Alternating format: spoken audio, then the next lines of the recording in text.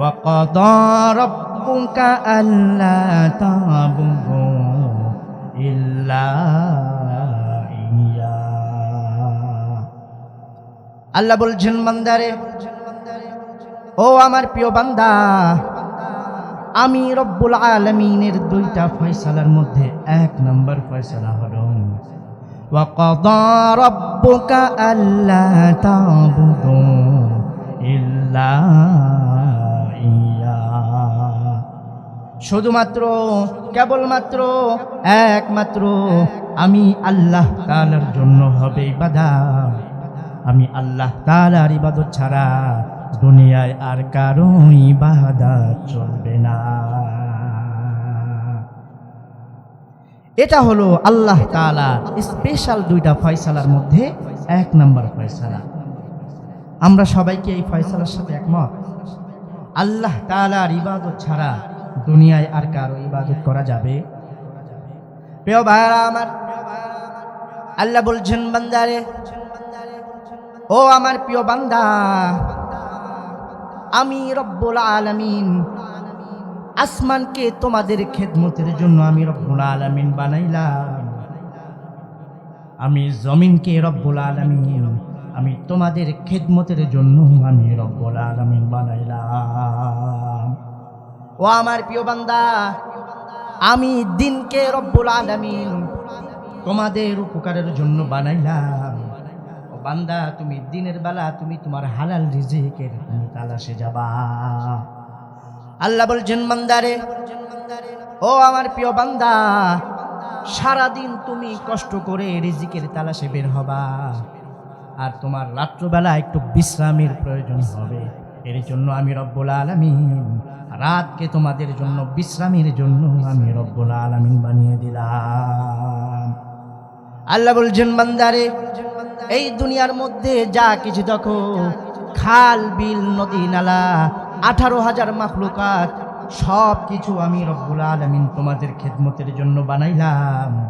আর বান্দা, আমি তোমাকে ভিন্ন একটা উদ্দেশ্যে আমি তোমাকে বানাইলাম। আল্লাহ বলছেন বান্দারে, ও আমার প্রিয় বান্দা, আমি তোমাকে দুনিয়ার মধ্যে অযথা কোনো কারণ ছাড়া এমনি এমনি আমি রব্বুল আলামিন তোমাকে আমি দুনিয়ার মধ্যে পাঠাই নাই। আমি রব্বুল আলামিন তোমাকে দুনিয়ার মধ্যে মহৎ একটা উদ্দেশ্য নিয়ে আমি প্রেরণ করেছি। আল্লাহ বলছেন বান্দারে, ওয়ামা খালাকতুল জিন্না ওয়াল ইনসা ইল্লা লিয়াবুদুন।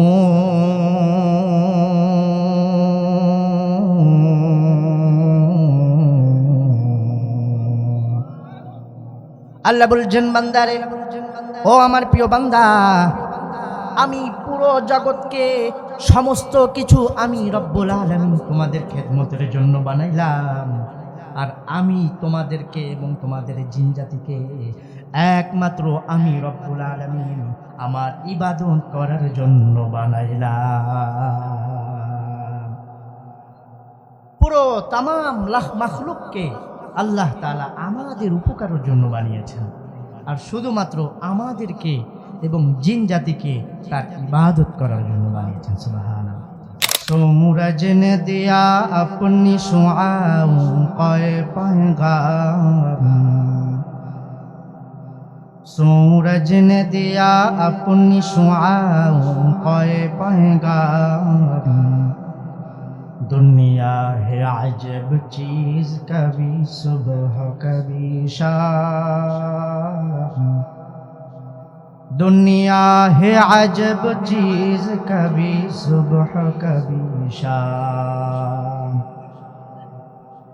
दुनिया में हो दुनिया का तलबगार नहीं हो, दुनिया में हो दुनिया का तलबगार नहीं हो, बाजार से गुजर हो खरीदार नहीं हो, बाजार से गुजर हो खरीदार नहीं हो, मकबूल है शाज़ है काबिल तो बहुत है,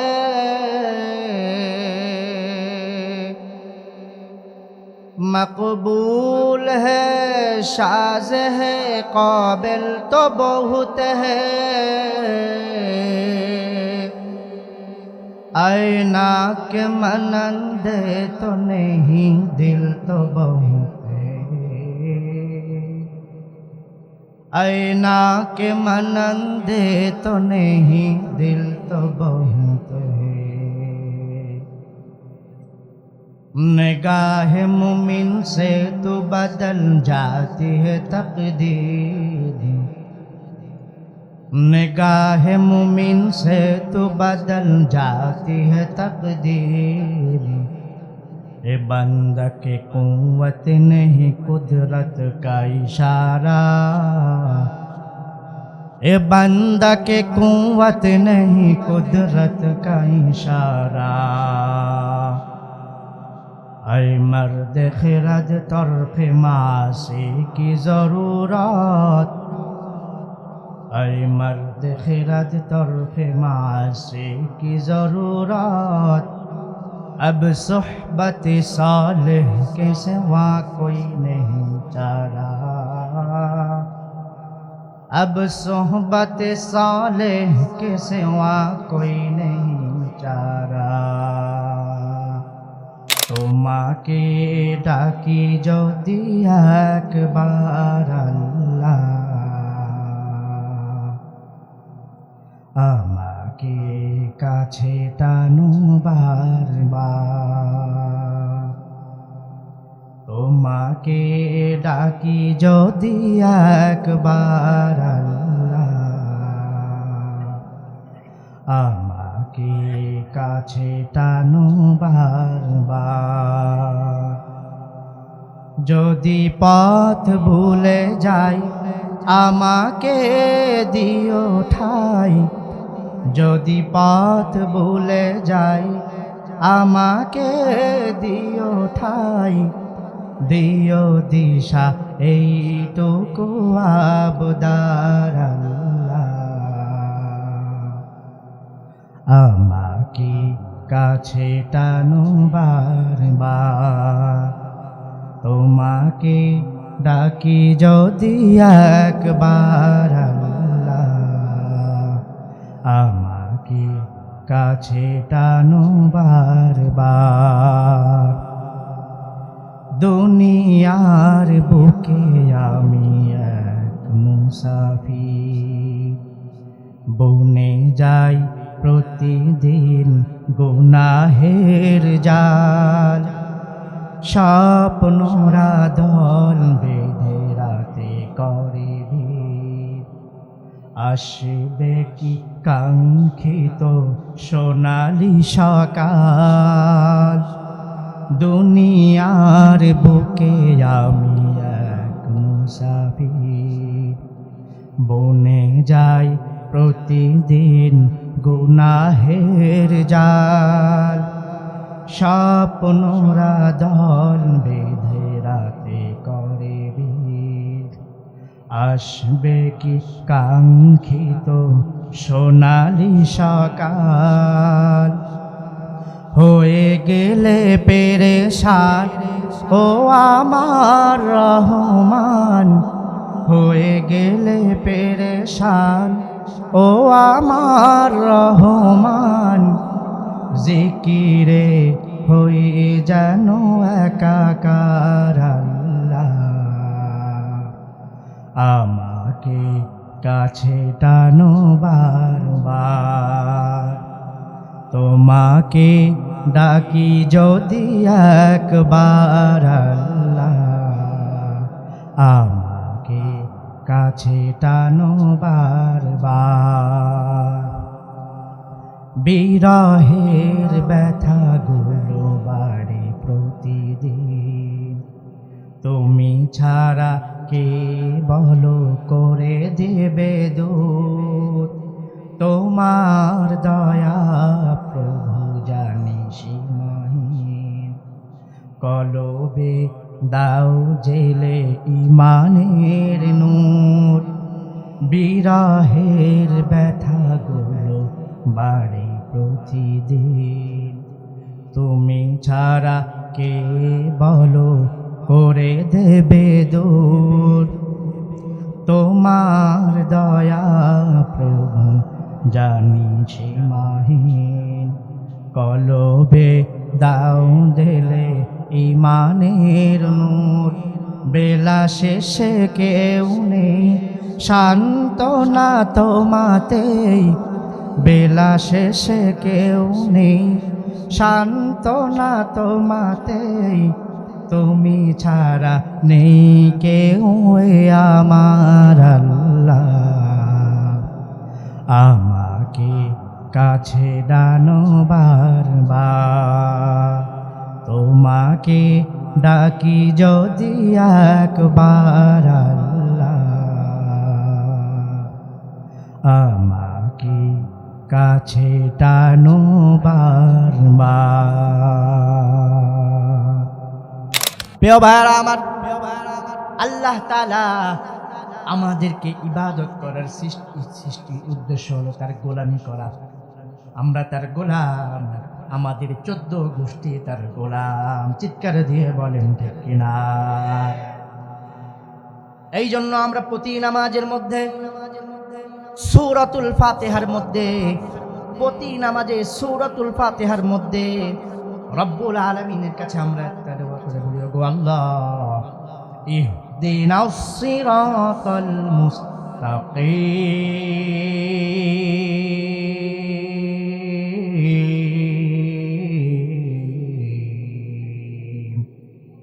ওগো আল্লাহ, আপনি আমাদের সবাইকে সরল সঠিক পথে আপনি পরিচালনা করেন।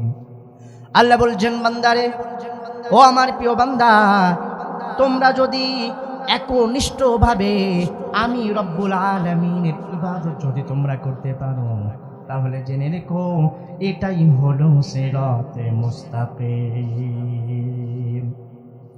ওয়া আনি'বুদুনি হাযা সিরাতুম মুস্তাকিম। ওগো গোলাম, তোমরা যদি আমি রব্বুল আলামিনের একনিষ্ঠভাবে তোমরা যদি আমার রুহানি কদমে সিজদা দিতে পারো, তাহলে জেনে রেখো তোমরা সিরাতে মুস্তাকিমের উপরে আছো। প্রিয় ভাইরা আমার, এই জন্য আমাদের সবাইকে নিজেকে নিজে চিন্তা করে মিলাতে হবে। আমরা কি শুধুমাত্র কেবলমাত্র একমাত্র আল্লাহ তাআলার জন্য সিজদা করি, নাকি মাঝে মাঝে খানজাহান আলী মাজারে গিয়ে আবার সিজদা করি? যদি এমন হয় আল্লাহ তাআলার জন্য মসজিদে সিজদা করি, মাঝে মাঝে মান্নাতের জন্য আবার খানজাহান আলী মাজারে যাইয়া একটু সিজদা লাগাই, তাহলে আপনার ঈমানের মধ্যে ভেজাল আছে। সিজদা পাওয়ার উপযুক্ত একমাত্র কে? আল্লাহ ছাড়া কাউকে সিজদা করে দেবে না। আল্লাহ বলছেন, ওয়ালাকাদ উহিয়া ইলাইকা ওয়া ইলাল্লাযীনা মিন ক্বাবলিক লাইন আশরাকতা লায়াহবাতান্না আমালুকা ওয়া লাতাকুনান্না মিনাল খাসিরিন।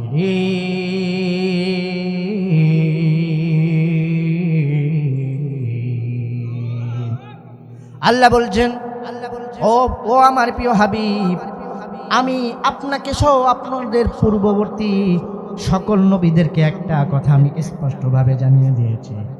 ওয়ালাকাদ উহিয়া ইলাইকা ওয়া ইলাল্লাযীনা মিন ক্বাবলিক লাইন আশরাকতা।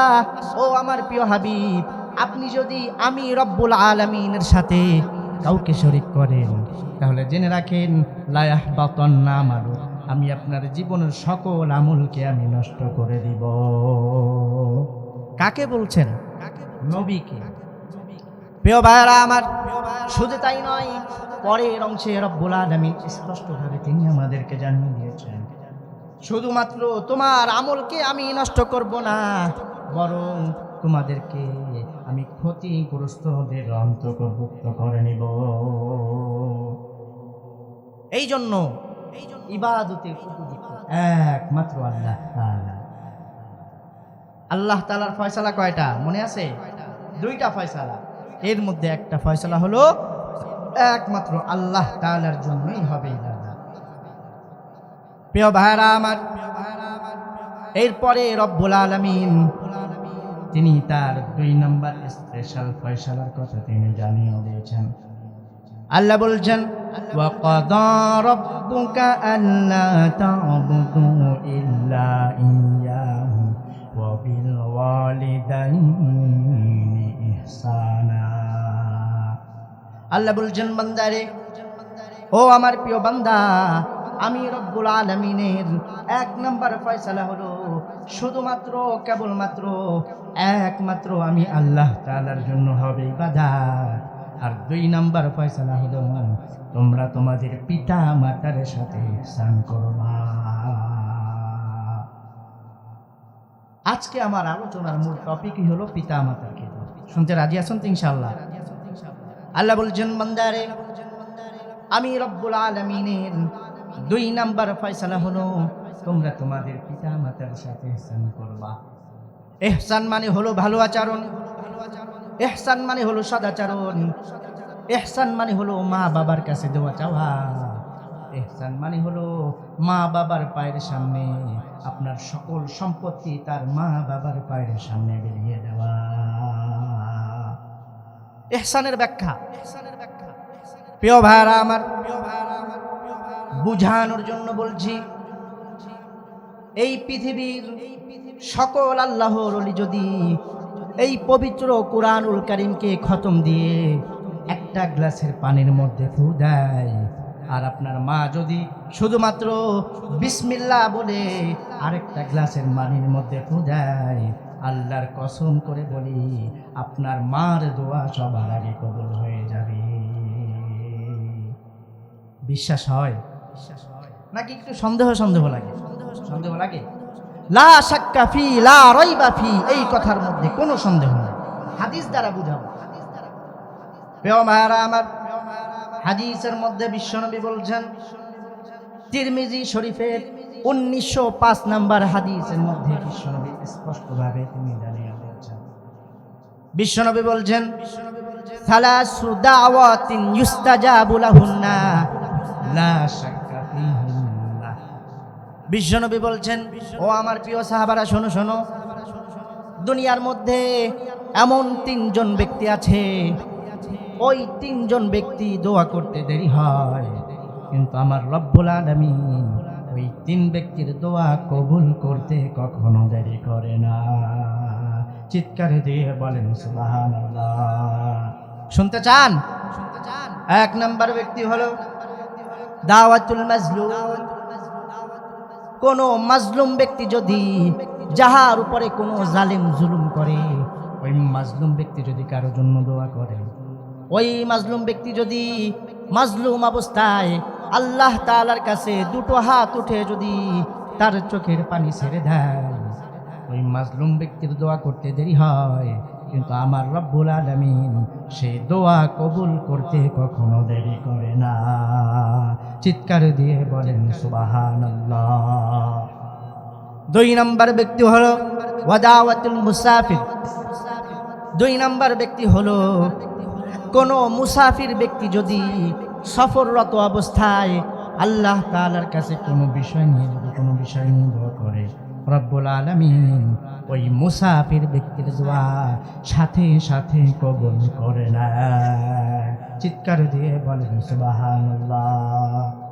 3 নম্বর ব্যক্তি হলো ওয়াদাওয়াতুল ওয়ালিদি লিওয়ালাদি।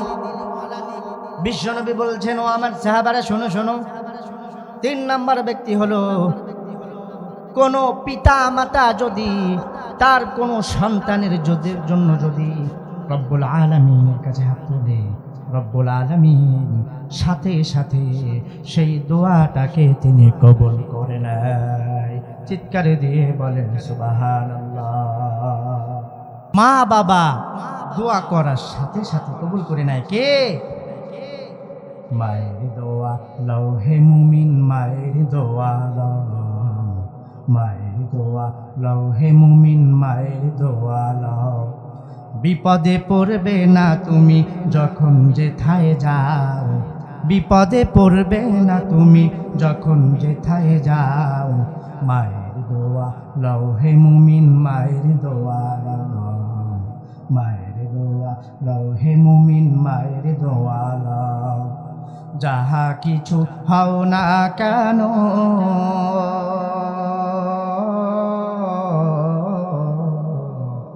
কিছুই না মায়ের দোয়া বিনে। মা বাবার দোয়া ছাড়া কেউ কোনোদিন বড় হতে পারছে?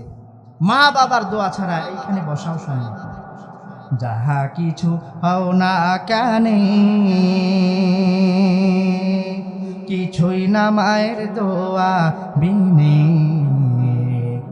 বাস্তবে না বুঝে মনে কইরো না যে ফাও, বাস্তবে না বুঝে মনে কইরো না যে ফাও। মায়ের দোয়া লও হে মুমিন মায়ের দোয়া লও, মায়ের দোয়া লও হে মুমিন মায়ের দোয়া লও। মায়ে যখন দোয়া করে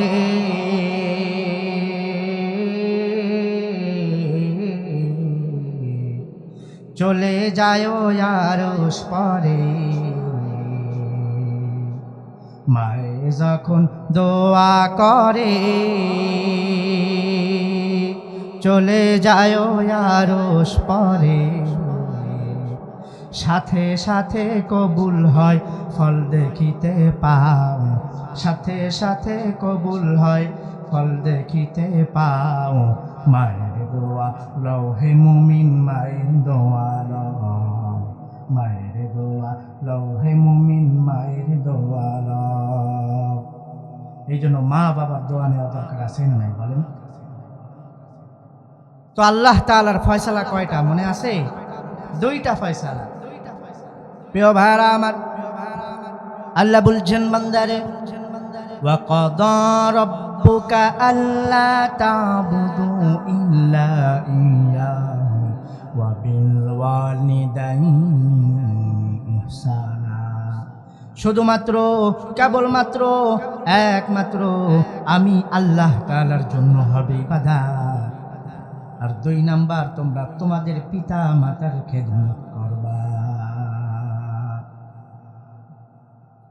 আমরা কি আল্লাহ তাআলার 2য় নাম্বার ফয়সালার সাথেও একমত? পিতা মাতার খেদমতের দরকার আছে না নাই ভাই বলুন তো?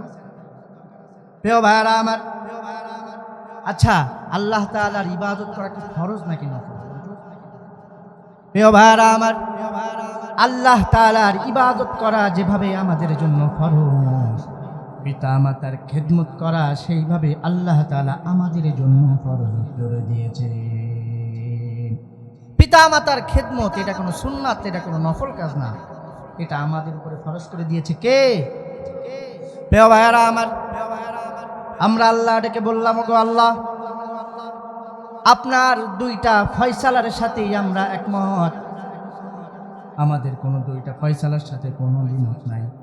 কিন্তু গো আল্লাহ আপনার ইবাদত কিভাবে করতে হয় এটা আমরা কম বেশি সবাই জানি, কিন্তু পিতা মাতার সাথে ইহসান, পিতা মাতার খেদমত কিভাবে আমরা করব এই বিষয়টা আমরা অনেকেই জানি না।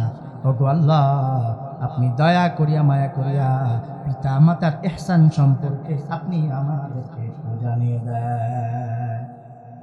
আল্লাহ তাআলা নিজেই পিতা মাতার ইহসান সম্পর্কে জানিয়ে দিচ্ছেন, ইম্মা ইয়াবলুগান্না ইনদাকাল কিবারা আহাদুহুমা আও কিলাহুমা ফালা তাকুল লাহুমা। আল্লাহ বলছেন বান্দারে শোনো শোনো, ইহসানের 1 নাম্বার ব্যাখ্যা হলো মা বাবার একজন কিংবা 2 জন, মা বাবার 1 জন কিংবা 2 জন যখন বার্ধক্যে উপনীত হয়ে যায়, মা বাবার 1 জন কিংবা 2 জন যখন বার্ধক্যে উপনীত হয়ে যাবে, গোলাম তখন মা বাবার কোনো কাজকর্মে তোমরা শব্দটাও পর্যন্ত করবা না। এটাই হলো ইহসানের 1 নাম্বার ব্যাখ্যা। আমাদের মা বাবার অনেকের বয়স হয়ে গেছে না? আমার বাবা মা বাবার বয়সই তো প্রায় 55-60। তো আপনাদের অনেকের এরকম মা বাবার বয়স 60-70 হয়ে গেছে। আল্লাহ বলছেন বান্দারে, ও আমার প্রিয় বান্দা, তোমার মা বাবা যখন বৃদ্ধ হয়ে যাবে, তোমার মা বাবার যখন বয়স হয়ে যাবে, খবরদার খবরদার ওই মা বাবার কোনো কাজকর্মে তোমরা শব্দটাও পর্যন্ত করবা না। কারণ তোমরা যখন ছোট ছিলা, আমরা যখন ছোট ছিলাম, মা বাবাকে অনেক জ্বালাতন করেছি, মা বাবাকে অনেক কষ্ট দিয়েছি, অনেক যন্ত্রণা মা বাবা আমাদের সহ্য করেছে। কিন্তু কখনো আমাদেরকে জ্বালাতন সহ্য না করতে পেরে আমাদের কাউকে কিন্তু কখনো ঘর থেকে বের করে দেয় না। এখানে কেউ আছে মা বাবারে জ্বালাতন করার কারণে তারা ঘর থেকে বের করে দিয়েছে? একজন হাত তুলুন তো দেখি। এইরকম হয় না, মা বাবা কখনো সন্তানকে ফেলতে পারে না। আচ্ছা, আপনার কত আগের স্মৃতি মনে আছে? বয়স যখন 3 ছিল, কি করছেন মনে আছে? 3 বছরেরটা যদি মনে না থাকে, 2 বছরের সময় কি করছেন মনে আছে? তাহলে 1 বছরের সময়, ওই সময় তো আরো মা বাবারে জ্বালাইছেন বেশি, তাই না? ভালো করে শুনেন, গভীর মনোযোগ। মাঘ মাসের কনকনে শীতের মধ্যে মা আমাকে তার আদর করে শখ করে আমাকে তার ডান পাশে ঘুম পাড়িয়ে দিয়েছে। গভীর রাত্রে মা যখন ঘুমিয়ে গেল, আমি পেশাব করে আমার মার ডান পাশটাকে ভিজিয়ে দিলাম। কিন্তু আমার মা তখন এই কষ্টের কারণে আমাকে কিন্তু ঘর থেকে তখন বের করে দেয় না।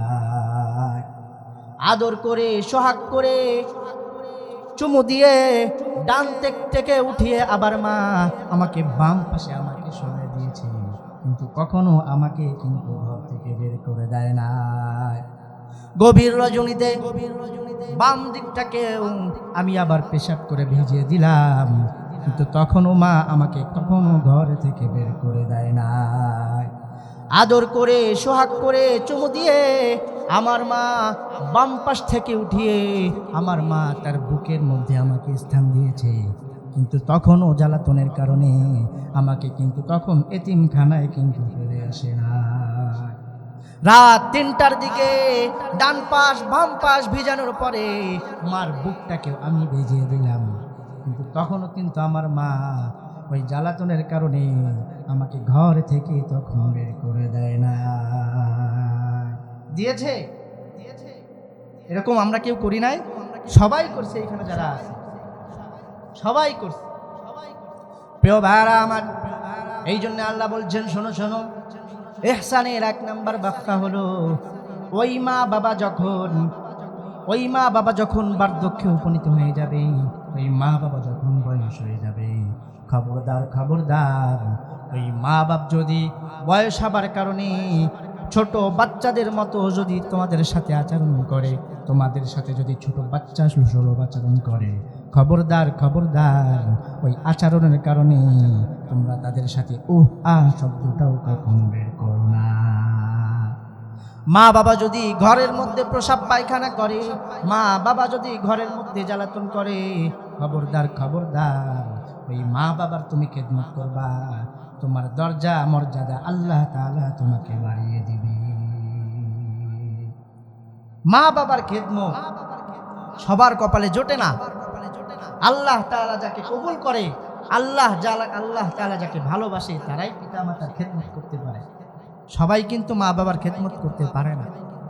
প্রিয় ভাইরা আমার, এরপরে রব্বুল আলামিন বলছেন, বান্দারে শোনো শোনো, ইহসানের 2 নাম্বার ব্যাখ্যা হলো ওয়ালা তানহারহুমা, খবরদার খবরদার ওই মা বাবার কোনো কর্মকাণ্ডে তোমরা মা বাবাকে কখনো ঝাড়িয়ে দিয়ে তোমরা কখনো কথা বলো না। স্পষ্ট কোরআনের আয়াত, নিজের কোনো কথা বলছি না, পাশে ইমাম সাহেব বসা আছে, স্পষ্ট কোরআনে বলা, ওয়ালা তানহারহুমা, খবরদার ওই মা বাবার কোনো কর্মকাণ্ডে তোমরা ঝাড়ি দিয়ে কোনো কথা বলো। প্রিয় ভাইরা আমার, কিছু কিছু বেয়াদব আছে, পুরো এলাকার সাথে ফেরেশতাদের মতো আচরণ করে, পুরো এলাকার মানুষের সাথে ফেরেশতাদের মতো আচরণ করে, কিন্তু ঘরে ঢুকলে অনেক কুলাঙ্গার আছে মা বাবাকে ঝাড়ি দিয়ে কথা বলে। বাবারে বলে বুড়া, মারে বলে বুড়ি। আরে কুলাঙ্গার, কিভাবে তুমি তোমার মা বাবাকে বুড়া বুড়ি বলে গালি দাও? ওই মা বাবা বুড়া বুড়ি হয়েছে তোমার জন্য, ওই মা বাবা বুড়া বুড়ি হয়েছে তোমাকে মানুষ করার জন্য। ওই মা বাবা তার সমস্ত যৌবন তোমাকে মানুষ করার জন্য খরচ করেছে। ওই মা বাবা তোমাকে বিদেশে পাঠানোর জন্য তারা তাদের ভিটে মাটি পর্যন্ত হারা হয়েছে। সবাই না, অনেক কুলাঙ্গার এমন আছে মা বাবা মানুষ করছে কষ্ট করে, আর যখন একটু উঁচু পর্যায়ে চলে যায়, একটা সরকারি চাকরি পায়, কিছু টাকা পয়সা হয়, মা বাবারে ঝাড়ি দিয়ে কথা বলে, মা বাবারে আর চেনে না, মা বাবারে তখন সে বোঝা মনে করে। প্রিয় ভাইরা আমার, আল্লাহ বলছেন বান্দারে শোনো শোনো, ওয়ালা তানহারহুমা, খবরদার খবরদার ওই মা বাবার সাথে কখনো তোমরা ঝাড়ি দিয়ে কথা বলবে না। ওয়াকুল্লাহুমা কওলান কারীমা, বরং মা বাবার সাথে কোমল আচরণ করবা, মা বাবার সাথে ভদ্রভাবে তোমরা কথা বলবা। যত ভদ্রতা তুমি শিখেছো, যত নম্রতা তুমি জানো, যত সুন্দর করে কথা বলা তুমি শিখেছো, সব কথা বলা তোমার মা বাবার সাথে করতে হবে। তুমি যদি তোমার মা বাবার সাথে সুন্দর আচরণ করতে পারো, আর তোমার মা বাবা যদি তোমার উপরে খুশি হয়ে যায়, তাহলে রব্বুল আলামিন তোমার উপরে খুশি হয়ে যাবে। আমার কথা না, হাদিসে বিশ্বনবী বলেছেন। প্রিয় ভাইরা আমার, বিশ্বনবী হাদিসের মধ্যে বলছেন, রিদার রব্বি ফি রিদাল ওয়ালিদাইন ওয়া সাখাতুর রব্বি ফি সাখাতিল ওয়ালিদাইন।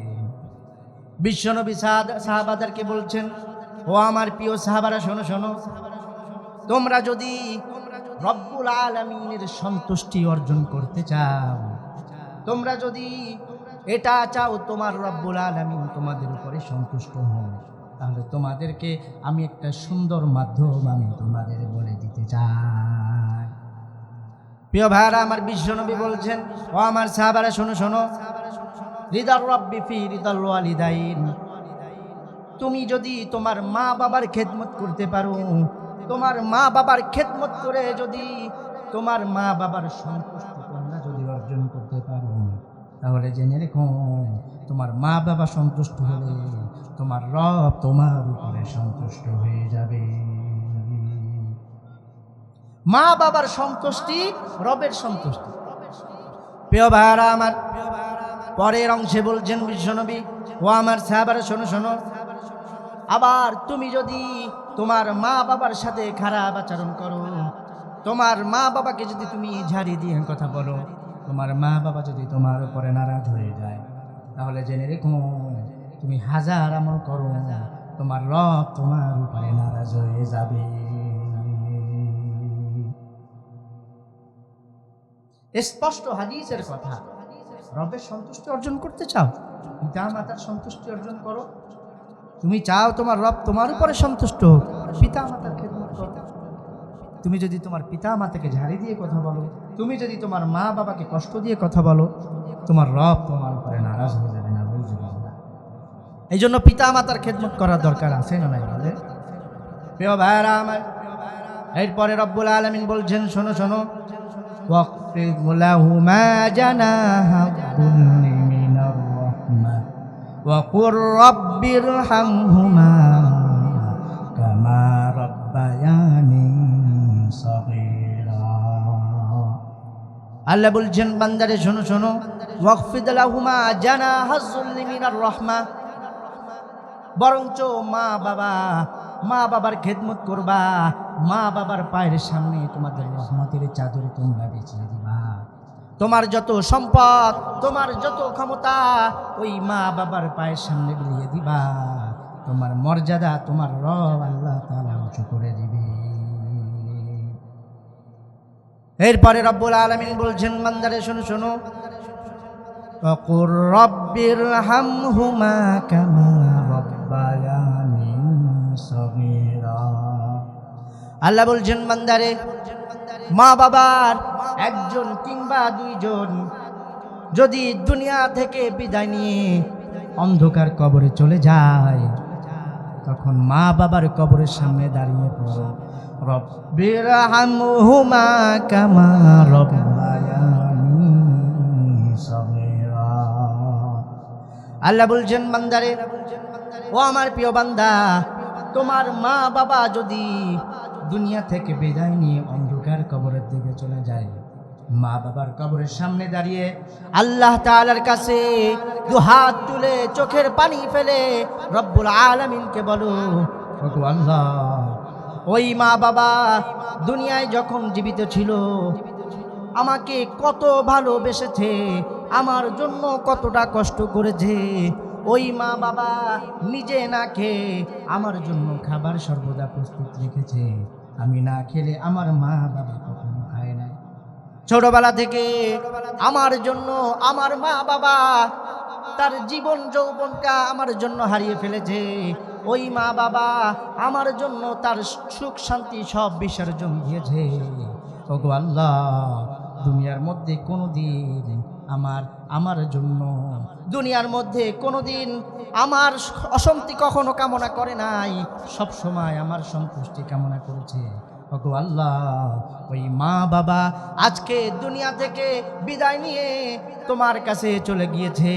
ওগো আল্লাহ, ওই মা বাবা যেভাবে দুনিয়ার মধ্যে আমাকে ভালোবেসেছে, যেভাবে দুনিয়ার মধ্যে আমাকে লালন পালন করেছে, ওগো আল্লাহ, সেইভাবে তুমি আমার মা বাবাকে কবরের মধ্যে লালিত পালিত করো।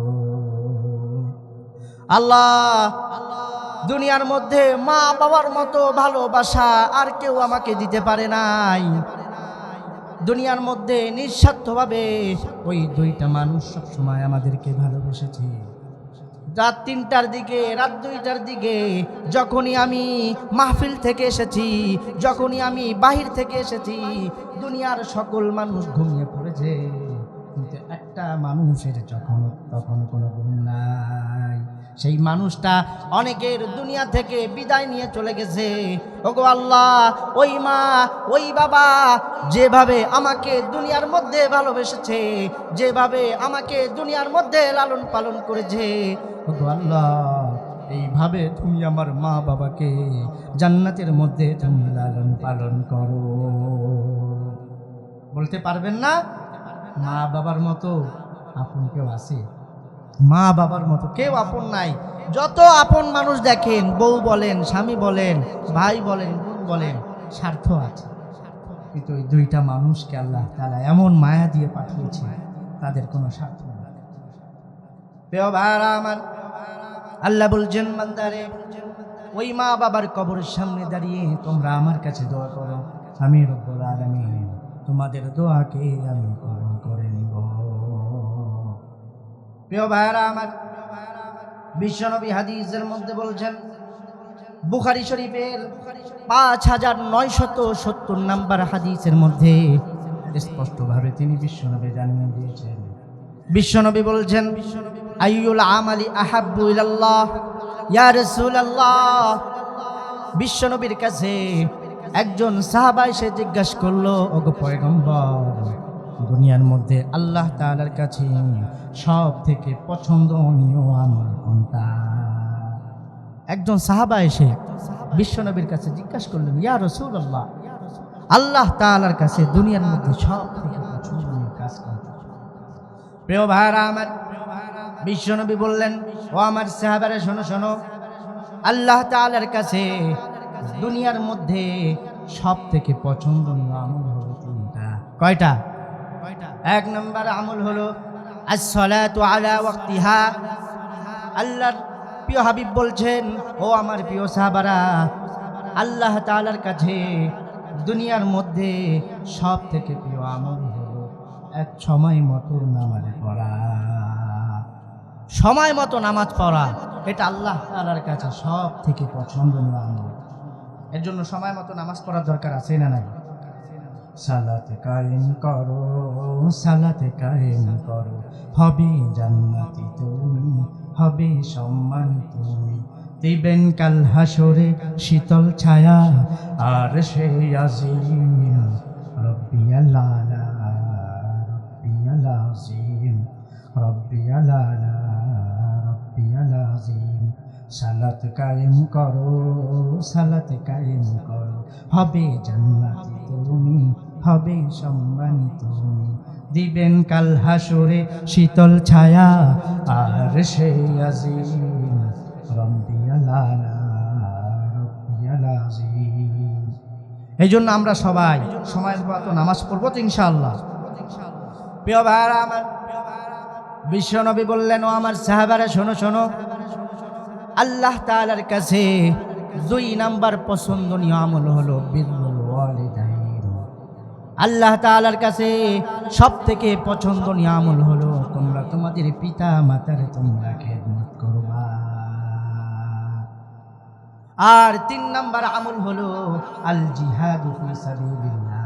আর 3 নাম্বার আমল হলো তোমরা আল্লাহর রাস্তায় সর্বদা জিহাদ করবা। আচ্ছা বলেন তো, এই যে 3টা ভালো গুণের কথা বললো, যে এই গুণটা, যে আমলটা আল্লাহ তাআলার কাছে পছন্দ, এর মধ্যে পিতা মাতার খেদমত করা আছে না? এই পৃথিবীর মধ্যে যতগুলো ভালো আমল আছে, এর মধ্যে আল্লাহ তাআলার কাছে যে পছন্দনীয় গুলো আমল আছে, এর মধ্যে অন্যতম একটা আমল হলো পিতা মাতার খেদমত করা। সুবহানাল্লাহ।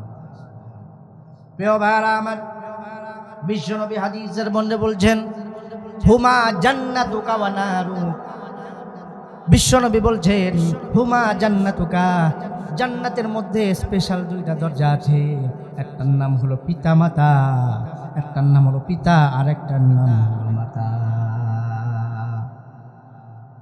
জান্নাতে 2টা দরজা আছে, একটা হলো পিতা আর একটা হলো মাতা। এই 2টা পিতা মাতা আমাদের ঘরে আছে না নাই বলুন তো? প্রিয় ভাইরা আমার, হাদিসের মধ্যে বলছেন, হুমা জান্নাতুকা ওয়া নারুক, বাবা মাই তোমার জন্য জান্নাত, আর মা বাবাই তোমার জন্য হয়ে যাবে জাহান্নাম। বাবা মাই তোমার জন্য জান্নাত, আবার বাবা মাই তোমার জন্য জাহান্নাম। প্রিয় ভাইরা আমার, আপনি যদি আপনার পিতা মাতার খেদমত করেন, আপনি যদি আপনার পিতা মাতার সাথে ভালো আচরণ করতে পারেন, তাহলে ওই পিতা মাতাই আপনার জন্য হবে জান্নাত।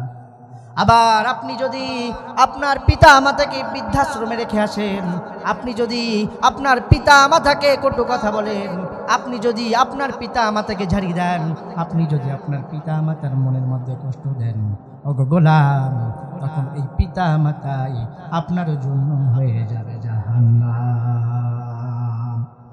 সিদ্ধান্ত আপনার। আপনি কি জান্নাতে যাবেন নাকি জাহান্নামে যাবেন? জান্নাতে যাওয়ার ফর্মুলাও আল্লাহ তাআলা বলে দিয়েছেন, জাহান্নামে যাওয়ার ফর্মুলাও আল্লাহ তাআলা বলে দিয়েছেন। পিতা মাতার খেদমত করেন, জান্নাত। পিতা মাতার সাথে নাফরমানি করেন, আপনার জন্য চূড়ান্ত ফয়সালা জাহান্নামে। এই জন্য পিতা মাতার খেদমতের দরকার আছে না নাই বলেন? প্রিয় ভাইরা আমার, আপনি কপালে যত সেজদার দাগ লাগান না কেন, যত হজ রোজা আপনি করেন না কেন, যত দান সদকা আপনি করেন না কেন, যত ভালো মানুষ সমাজের মধ্যে আপনি যত ভদ্র মানুষ হন না কেন, আপনার মা বাবা যদি আপনার উপরে নাখুশ হয়ে আপনাকে বদদোয়া দিয়ে দেয়, আপনি যতই বড় পীর সাহেব হন, আপনার সেই বদদোয়া আল্লাহ তাআলার দরবারে কবুল হয়ে যাবে। যত বড়ই আল্লাহর ওলি, পিতা মাতা বদদোয়া যদি দিয়ে দেয়, ঠেকানোর আর কেউ নেই। এই যে হাদিসের মধ্যে বলছে, পিতা মাতার দোয়া করলেই কবুল। বিষয়টা যদি এমন হইতো যে শুধু দোয়া কবুল, বদদোয়া করলে সমস্যা নাই, তাহলে দোয়া করার দরকার নেই। কিন্তু বদদোয়া করলেও কবুল করে নাই কে? এই জন্য সাবধান থাকতে হবে। প্রিয় ভাইরা আমার, বুখারী শরীফের 5978 নম্বর হাদিসের মধ্যে বিশ্বনবী তিনি স্পষ্টভাবে উল্লেখ করেছেন, বিশ্বনবীর শালীর নাম হলো আসমা, আসমা বিনতে আবু বকর। বিশ্বনবীর কাছে এসে বললেন, ইয়া রাসূলুল্লাহ, আনা মুসলিমা, আমি মুসলিম, ওয়া উম্মি মুশরিকা, কিন্তু আমার মা হলো মুশরিক। আফাসিলু উম্মি, আমি আমার মার সাথে কেমন আচরণ করব? আমি কি আমার মায়ের সাথে ভালো আচরণ করব, নাকি আমি আমার মার সাথে খারাপ আচরণ করব? ওগো পয়গম্বর, আপনি আমাকে এই বিষয়ে একটু সমাধান দিয়ে দেন। বিশ্বনবী বললেন, খবরদার খবরদার ছিলি, তুমি তোমার মার সাথে সর্বদা তুমি ভালো আচরণ করবা।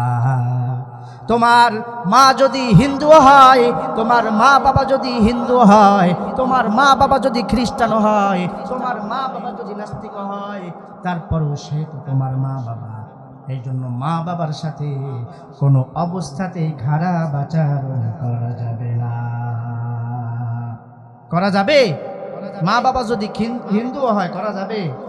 আমাদের বাংলাদেশে এরকম অনেক যুবক ভাইরা আছে, মুফাসসির নেকরামের ওয়াজ শুনে, নসিহত শুনে হিন্দু থেকে মুসলমান হয়ে গেছে, কিন্তু মা বাবা তো হিন্দু রয়ে গেছে। এখন তার জন্য কি তারা মা বাবার সাথে খারাপ আচরণ করবে? আমাদের ইসলাম কি এটা শিক্ষা দেয়? বলেন। মা বাবা যদি হিন্দু হয়, মা বাবা যদি নাস্তিকও হয়, বৌদ্ধও হয়, সেই তো আপনার মা বাবা। মা বাবার সাথে কখনোই খারাপ আচরণ করা যাবে না।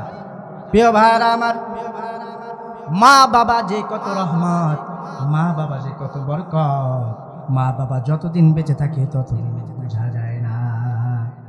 যতদিন মা বাবা বেঁচে থাকে, যতদিন মা বাবা বেঁচে থাকে, বট গাছের মতো আমাদেরকে সর্বদা ছায়া দিতে থাকে। মা বাবা ছাতা, মাথার উপরে ছাতার মতো সর্বদা আমাদের উপরে সর্বদা থাকে। কিন্তু এই মা বাবা যখন চলে যায়, আমাদের মাথা থেকে ছায়া তখন চলে যায়। প্রিয় ভাইরা আমার, বন্ধু চলে গেলে বন্ধু আবার পাওয়া যায়। টাকা চলে গেলে আপনি যদি আবার কষ্ট করতে পারেন, আপনি আবার টাকা অর্জন করতে পারবেন। আপনার সম্মান যদি চলে যায়, আবার আপনি সম্মান অর্জন করতে পারবেন। আবার আপনার স্ত্রী যদি আপনাকে তালাক দিয়ে চলে যায়, আবার হয়তো বা আপনি বিবাহ করতে পারবেন। কিন্তু প্রিয় ভাইরা আমার, আপনার জনম দুঃখিনী মা, আপনার বাবা, ওই মা বাবা যদি দুনিয়া থেকে বিদায় নিয়ে অন্ধকার কবর চলে যায়, তাহলে বলুন তো কোনোদিন ওই মা বাবাকে কি আর ফেরত আনা সম্ভব? সম্ভব? ওগো মা, তুমি এই ধরনের শ্রেষ্ঠ নেয়ামত, তোমারই পদতলে রয়েছে জান্নাত। ওগো মা, তুমি এই ধরনের শ্রেষ্ঠ নেয়ামত, তোমারই পদতলে রয়েছে জান্নাত।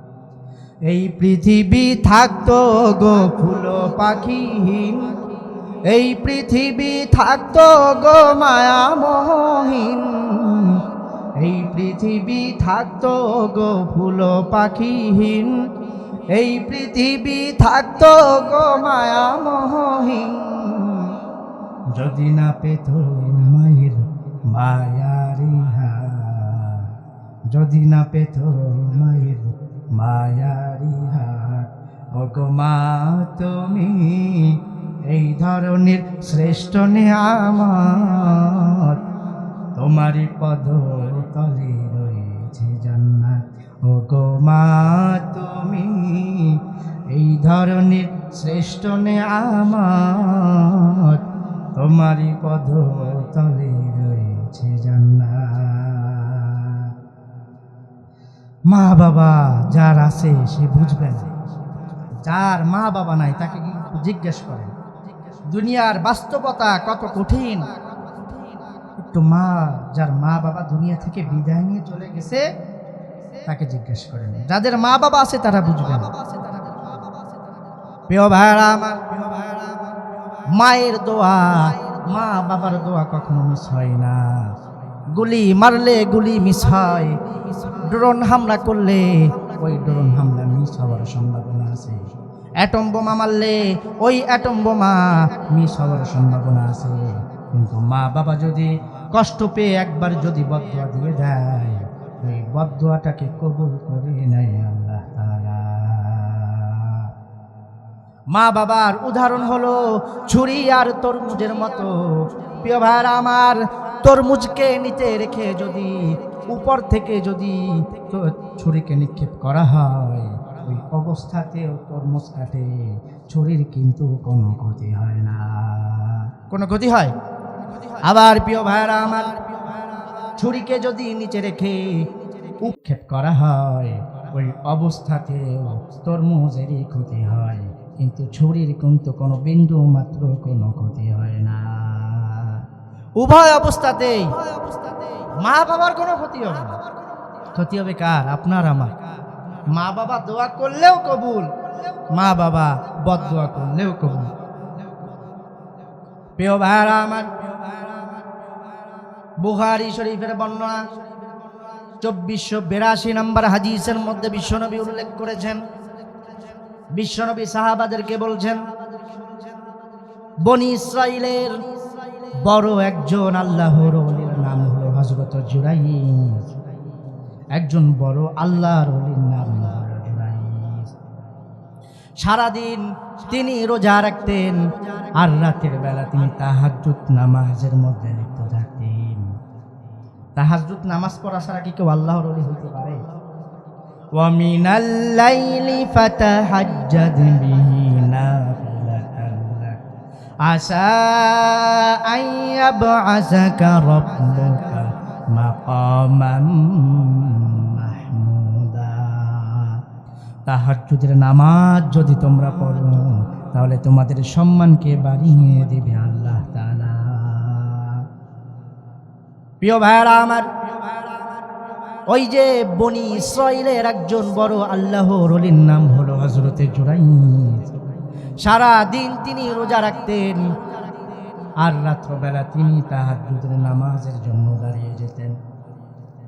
প্রিয় ভাইরা আমার, ভালো করে বুঝবেন, একদিন তিনি তাহাজ্জুদের নামাজের জন্য তার ইবাদতখানার মধ্যে তিনি দাঁড়িয়ে গেলেন। এমন সময় তার মা তার দরজার সামনে এসে কড়া নাড়ল। ফাজাআতহু উম্মুহু, তার মা তার ঘরের সামনে চলে আসলো, আইসে বলল, আনা উম্মুকি, ও আমার প্রিয় সন্তান, আমি তোমার মা, কাল্লিমনি, তুমি আমার সাথে কথা বলো। হযরতে জুরাইজ রাহমাতুল্লাহি আলাইহি তাহাজ্জুদ নামাজ পড়ছেন। এমন সময় তার মা তার দরজার সামনে এসে বলল, ও আমার প্রিয় সন্তান, আমি তোমার মা, আমি তোমার জনম দুঃখিনী মা, কাল্লিমনি, তুমি আমার সাথে একটু কথা বলো। হযরতে জুরাইজ রাহমাতুল্লাহি আলাইহি তখন চিন্তার মধ্যে তিনি পড়ে গেলেন, চিন্তায় পড়ে গেলেন, আমি কি আমার মায়ের ডাকে সাড়া দিব, নাকি আমি আমার নামাজকে চালিয়ে যাব? কিছুক্ষণ চিন্তার পরে তিনি সিদ্ধান্ত নিলেন, ফাখতারাস সালাহ, তিনি নামাজকে চালিয়ে যাবে। তিনি চিন্তা করলেন, মা যেহেতু ডেকেছে, নামাজ শেষ করে আমি আমার মার ডাকে আমি সাড়া দিব। এর জন্য তিনি নামাজ পড়াকে চালিয়ে গেলেন। ওই দিন ওনার মা চলে গেল। আবার একদিন এসে বললেন, ইয়া জুরাইজ, আনা উম্মুকি কাল্লিমনি, ও আমার কলিজার টুকরা সন্তান, আমি তোমার মা, তোমার দরজার সামনে এসে দাঁড়িয়েছি। ও আমার প্রিয় কলিজার সন্তান, তুমি আমার সাথে একটু কথা বলো। ওই দিনও তিনি নামাজ পড়ছেন। হযরতে জুরাইজ রাহমাতুল্লাহি আলাইহি আবার তিনি চিন্তার মধ্যে পড়ে গেলেন। আবার তিনি সিদ্ধান্ত নিলেন, ফাখতারাস সালাহ, আমি আগে নামাজ পড়ব, এরপরে আমি আমার মায়ের ডাকে সাড়া দিব। ওই দিনও তার মায়ের সাথে কথা বলতে পারলেন না। এইভাবে করতে করতে 3 দিন তার মা তার ঘরের সামনে, তার ইবাদতখানার সামনে এসে কড়া নাড়ল। তার মা তার সন্তানকে ডাকলো, ও আমার কলিজার টুকরা সন্তান, আমি তোমার মা, তোমার সাথে একটু কথা বলার জন্য এসেছি। ও আমার প্রিয় সন্তান, তুমি আমার সাথে একটু কথা বলো। ওই দিনও তিনি নামাজের মধ্যে রয়েছেন। 3 দিন যখন নামাজের মধ্যে রয়েছেন এবং নামাজকে যখন তিনি প্রাধান্য দিয়েছেন, তার মার মনে অনেক কষ্ট লেগে গিয়েছে। তার মা তো আর জানে না সে নামাজের মধ্যে আছে। প্রিয় ভাইরা আমার, ভালো করে বুঝবেন, তার মার মনে অনেক কষ্ট লেগে গিয়েছে। 1 দিন নয়, 2 দিন নয়, 3টা দিন সন্তানের সাথে কথা বলতে আসলাম, কিন্তু আমার সন্তান একটা বারের জন্য আমার ডাকে সে সাড়া দিল না। মার মনে অনেক কষ্ট লেগে গিয়েছে। মা মনের ব্যথা নিয়ে, মা মনের যন্ত্রণা নিয়ে আল্লাহ তাআলার কাছে, আল্লাহ তাআলার দরবারে দুটি হাত তুলল, আল্লাহ তাআলার দরবারে দুটি হাত তুলল এবং আল্লাহ তাআলাকে ডেকে বলল, ওগো আল্লাহ, আল্লাহুম্মা লা তুমিতহু হাত্তা তুরিয়াহুল মুমিসাত। ওগো আল্লাহ, আমার জুরাইজ আমার অন্তরে অনেক কষ্ট দিয়ে ফেলেছে। আল্লাহ, একদিন না, 2 দিন না, 3টা দিন আমি আমার সন্তানকে ডাকার জন্য আসলাম, আমি আমার সন্তানের সাথে কথা বলার জন্য আসলাম, কিন্তু আমার সন্তান একটা দিন আমার ডাকে সাড়া দিল না। ওগো আল্লাহ, আমার মনে অনেক কষ্ট দিয়ে ফেলেছে। ও আল্লাহ, আল্লাহুম্মা লা তুমিতহু হাত্তা তুরিয়াহুল মুমিসাত। ওগো আল্লাহ, আমার জুরাইজকে তুমি পতিতা নারীর ফিতনায় না ফেলে তুমি তাকে মৃত্যু দান করো না। তার মা বদদুয়া দিল আল্লাহ তাআলার কাছে, আল্লাহ, আমার মনে কষ্ট দিয়ে ফেলেছে, আল্লাহ তুমি তাকে পতিতা নারীর ফিতনায় ফেলাবা, তারপরে তুমি মৃত্যু দান করে দিবা। ওই যে বলছিলাম না, মা দোয়া করলেও কবুল, মা বদদুয়া করলেও কবুল। বদদুয়াটাকে কবুল করে নিয়েছে কে? প্রিয় ভাইরা আমার, মা বদদুয়া দেওয়ার কিছুদিন পরে হযরত জুরাইজ রাহমাতুল্লাহি আলাইহি আবার তিনি ইবাদতের মধ্যে লিপ্ত হয়েছেন। এমন সময় একজন পতিতা নারী তার দরজার সামনে এসে কড়া নাড়ল। দরজা খুলে দেখেন একজন সুন্দর রমণী, একজন সুন্দর কন্যা তার সামনে এসে তিনি দাঁড়িয়ে আছেন। ওই পতিতা নারী বলল, ও জুরাইজ, দেখো আমি কত সুন্দর, আমার চেহারা কত সুন্দর, আমার এই রূপের কারণে অত্র এলাকার সবাই আমার জন্য পাগল, সব পুরুষ আমাকে সবাই কাছে পেতে যায়। ওগো জুরাইজ, আসো তুমি আর আমি মিলে অপকর্মের মধ্যে লিপ্ত হয়ে যাই। কুপ্রস্তাব দিয়েছে, দুনিয়ার কেউ দেখবে না, আসো তুমি আর আমি জিনার মধ্যে লিপ্ত হয়ে যাই। আচ্ছা বলেন তো, যে মানুষগুলো আল্লাহ তাআলার উপরে বিশ্বাস রাখে, আল্লাহ তাআলাকে ভয় করে, তারা কি কোনোদিন এমন অপকর্মের মধ্যে লিপ্ত হতে পারে? একটা ভুল বোঝাবুঝি হয়েছে ঠিকই, কিন্তু তারা তো অপকর্মের মধ্যে লিপ্ত হতে পারে। প্রিয় ভাইরা আমার, হযরত জুরাইজ রাহমাতুল্লাহি আলাইহি তাকে দূর দূর করে তাড়িয়ে দিলেন, বললেন তুমি সরে যাও, আমি একজনকে ভয় পাই, তিনি হলেন আমাদের আল্লাহ। দুনিয়ার কেউ দেখবে না, হয়তোবা তুমি আর আমি শুধু করব, দুনিয়ার কেউ না দেখলেও উপরে একজন আল্লাহ, সব সময় তিনি আমাদেরকে দেখবেন। যাও যাও যাও, আমি তোমার সাথে অপকর্ম করতে পারবো না। ওই পতিতা নারী হযরত জুরাইজ রাহমাতুল্লাহি আলাইহির সাথে ভালো বোঝাপড়া করতে না পেরে তিনি তার ইবাদতখানা থেকে চলে আসলেন। প্রতিমধ্যে একজন রাখালের সাথে দেখা, ওই রাখালকে সে কুপ্রস্তাব দিল। ওই রাখাল তো আর আল্লাহওয়ালা না, ওই রাখালের সাথে সে জিনার মতো অপকর্মের মধ্যে লিপ্ত হয়ে গেল। ওই রাখাল তো আর আল্লাহর ওলি না, ও তো বলে পাইছি তো, সমস্যা কি আছে? প্রিয় ভাইরা আমার, ওই অপকর্মর ফল হিসাবে রব্বুল আলামিন ওই পতিতা নারীর পেটের মধ্যে একটা সন্তান আল্লাহ তাদেরকে দিয়ে দিল। প্রিয় ভাইরা আমার, কিছুদিন পরে ওই সন্তান যখন দুনিয়ার মধ্যে ভূমিষ্ঠ হলো, তখন এলাকার সব মানুষ ওই নারীকে জিজ্ঞেস করলো, কি ব্যাপার, তুমি তো বিয়ে শাদী করো নাই, তাহলে এই সন্তানের পিতাকে তুমি আমাদেরকে বলো। ওই পতিতা নারী তখন হযরত জুরাইজ রাহমাতুল্লাহি আলাইহিকে মিথ্যা অপবাদ দিল। ওই নারী বলল, এই সন্তানের বাপ হলো ওই যে আল্লাহর ওলি আপনাদের জুরাইজ। নাউজুবিল্লাহ। প্রকৃতপক্ষে কি সে সন্তানের বাপ? বাপকে রাখা।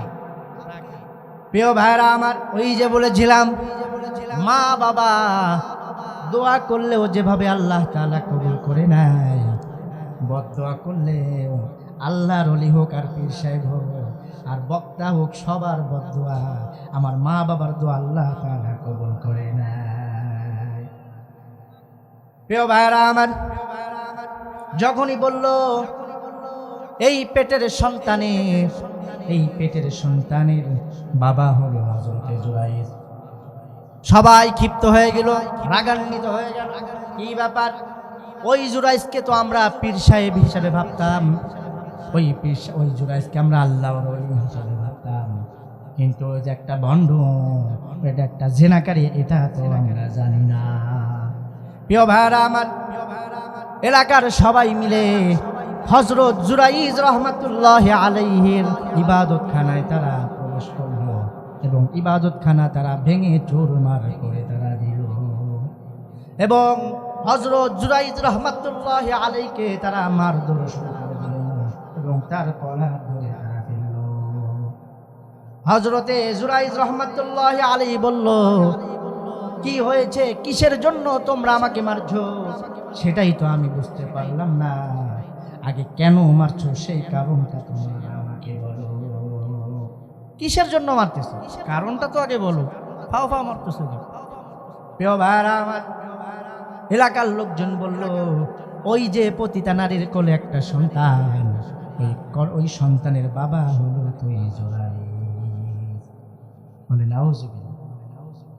প্রিয় ভাইরা আমার, হযরত জুরাইজ রহমাতুল্লাহি আলাইহি বলল, আচ্ছা ঠিক আছে, বুঝলাম, কি করবা আমারে?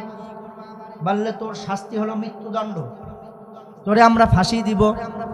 প্রিয় ভাইরা আমার, হযরতে জুরাইজ রহমাতুল্লাহি আলাইহি ওই মানুষগুলোকে বলল, আচ্ছা ঠিক আছে, ফাঁসি দিবা, সমস্যা নাই, কিন্তু আমাকে 2 রাকাত নামাজ পড়ার মতো একটু সুযোগ দাও। ওই মানুষদের থেকে 2 রাকাত নামাজ পড়ার অনুমতি নিয়ে সুন্দর করে উযু করে সুন্দর করে 2 রাকাত নামাজ আদায় করলো। এরপরে 2টি হাত আল্লাহ তাআলার দরবারে তিনি উঠিয়ে ফেলল। হযরতে জুরাইজ রহমাতুল্লাহি আলাইহি বললেন, ও মালিক,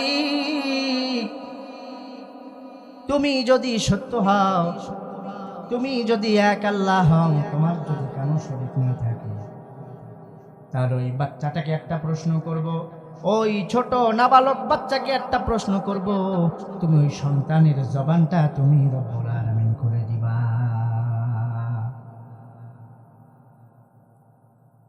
ওই ছোট বাচ্চা কি কথা বলতে পারে? 2 মাসের বাচ্চা? আল্লাহ চাইলে পারে, এত ক্ষমতা আল্লাহ। প্রিয় ভাইরা আমার, বুঝানোর জন্য বলছি, হযরতে জুরাইজ রহমাতুল্লাহি আলাইহি নামাজ শেষ করে, দোয়া শেষ করে ওই বাচ্চাটাকে ইঙ্গিত করলেন, ওই বাচ্চাটার দিকে তাকিয়ে বলল, মান আবুকা, ও সন্তান, তুমি যদি এক আল্লাহর আদেশে দুনিয়ায় ভূমিষ্ঠ হয়ে থাকো, তোমাকে যদি এক আল্লাহ দুনিয়ার মধ্যে পাঠিয়ে থাকে, তাহলে বলো মান আবুকা, তোমার বাপ কে? প্রিয় ভাইরা আমার, অবাক করা বিষয়, সকল মানুষকে তাজ্জুব করে দিয়ে ওই ছোট নাবালক সন্তান সবার সামনে তার জবান খুলে গেল। প্রিয় ভাইরা আমার, তখন ওই ছোট সন্তান বলা শুরু করলো, আংতাল আস্তাবি, আপনি আমার পিতা না, ওই যে কোনায় দাঁড়িয়ে আছে, আর রবি,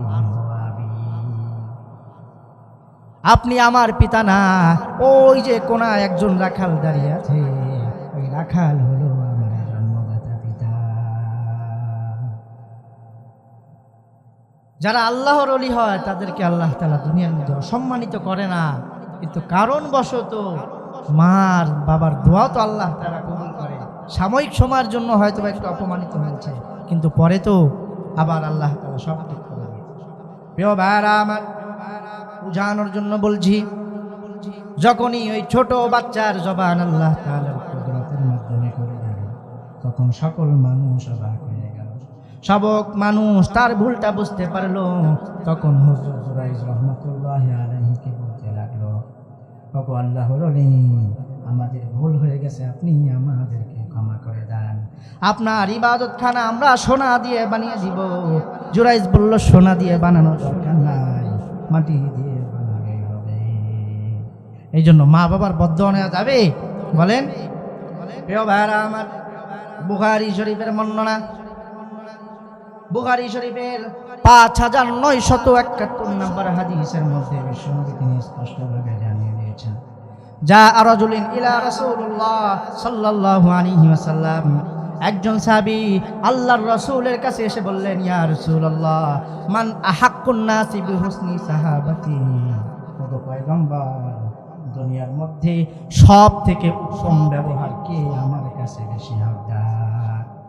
বিশ্বনবী বললেন, উম্মুক, দুনিয়ার মধ্যে সব থেকে ভালো আচরণ হকদার হলো তোমার মা। এরপরে বললেন, এরপরে কে? এরপরে বললেন তোমার মা। এরপরে বললেন সুম্মা মান। এরপরে বিশ্বনবী বললেন, তৃতীয়বারে হলো তোমার মা। চতুর্থবারে বললেন তোমার পিতা।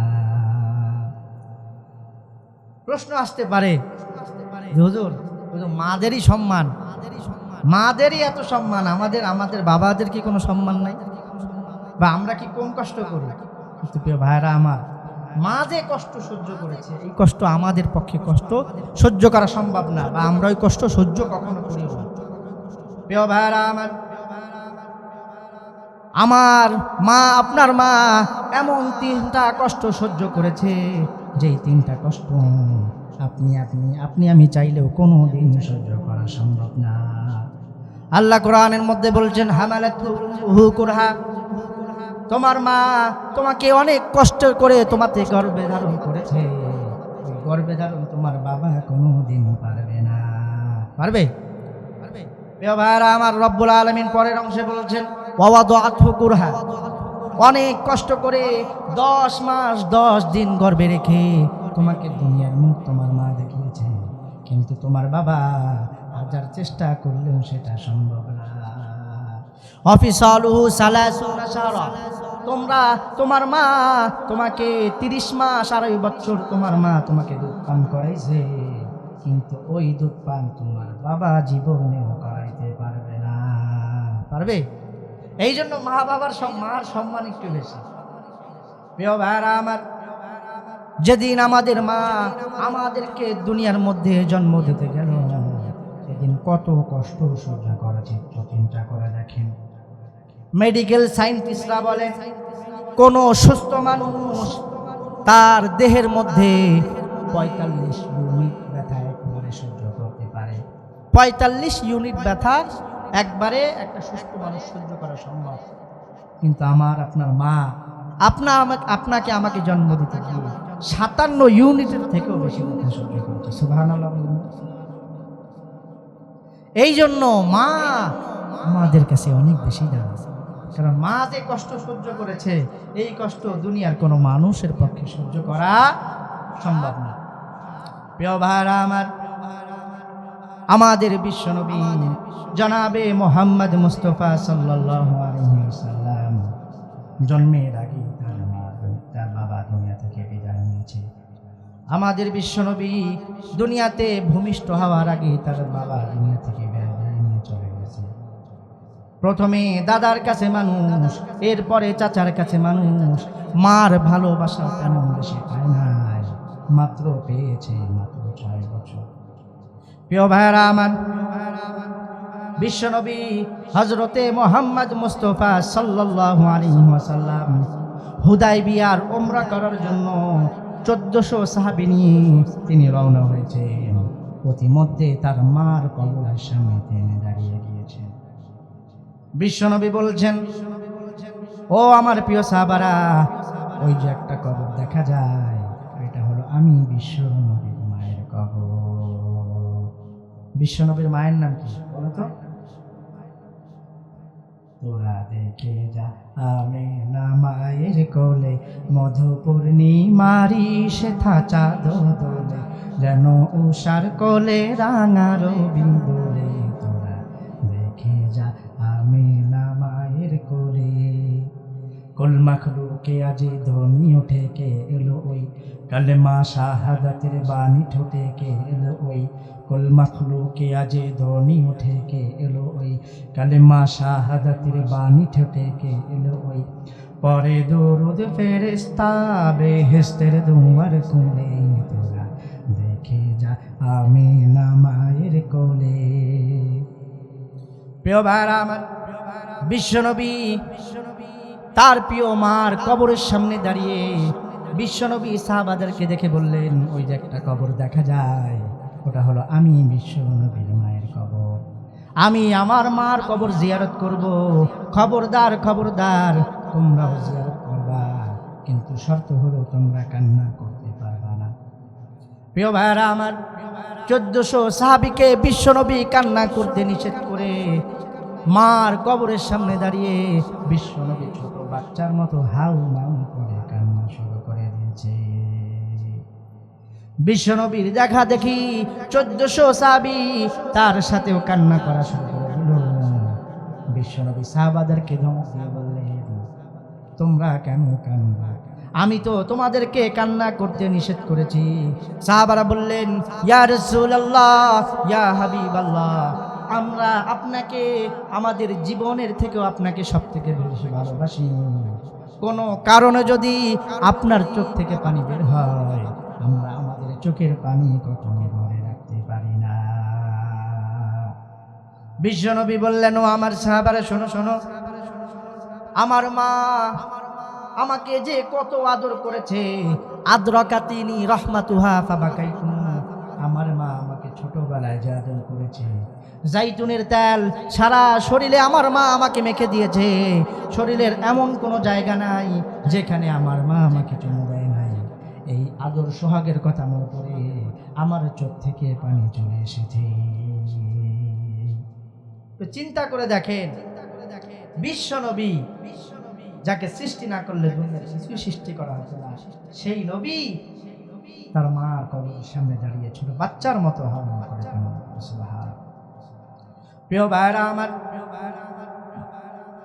বিশ্বনবী হাদিসের মধ্যে বলছেন, তিরমিজি শরীফের 3545 নম্বর হাদিসের মধ্যে বিশ্বনবী জানিয়ে দিয়েছেন, বিশ্বনবীর কাছে জিবরাইল আমিন এসেছে।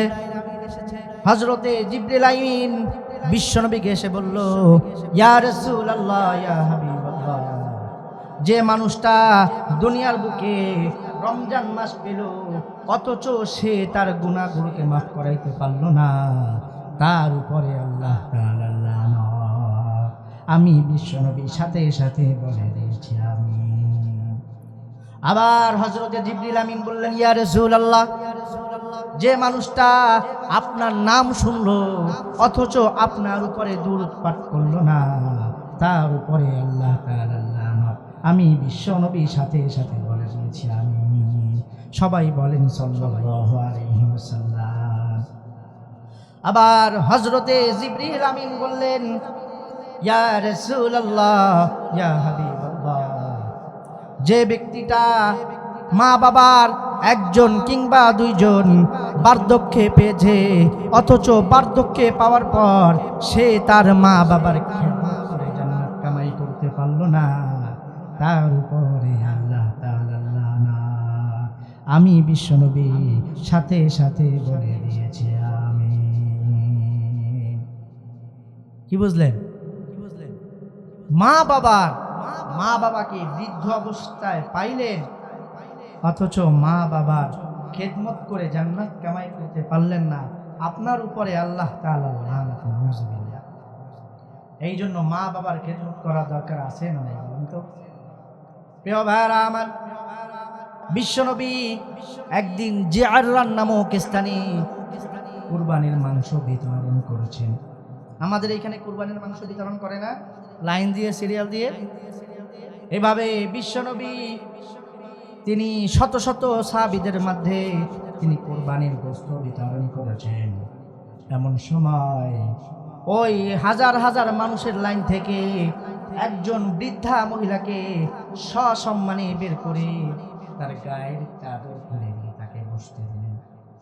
সুন্দর করে তার সাথে ব্যবহার শুরু করলেন। তার সাথে সুন্দর করে আলোচনা করলেন এবং গোস্তর সুন্দর একটা টুকরো তার কাছে দিলেন। সাহাবারা জিজ্ঞাসা করলেন, ইয়া রাসূলুল্লাহ, জীবনে কখনো দেখি নাই গায়ের চাদর খুলে দিয়ে আপনি কারো জন্য আপনি তাকে গোশত দিয়েছেন, কিন্তু ওগো পয়গম্বর, কে উনি বৃদ্ধা মহিলা যার জন্য আপনি আপনার গায়ের চাদরকে আপনি খুলে দিয়েছেন? প্রিয় ভাইরা আমার, বিশ্বনবী বললেন, ও আমার সাহাবারা, জন্মের পূর্বেই পিতাকে হারিয়েছি, দুনিয়ার মধ্যে এতিম অবস্থায় আমি জন্মগ্রহণ করেছি, দাদার কাছে মানুষ হয়েছি, তারপরে চাচার কাছে মানুষ হয়েছি, মার দুধ আমি বিশ্ব নবীর কপালে জুটে নাই। ওই যে মহিলা, ওই মহিলা হলো আমি বিশ্ব নবীর দুধ মার মা। ওই যে মহিলা, ওই যে বৃদ্ধা মহিলাকে তোমরা দেখছো, ওই বৃদ্ধা মহিলা ওই কেউ না, ওই মহিলার দুধ পান করে আমি আজকে বিশ্ব নবী তোমাদের সামনে দাঁড়িয়ে।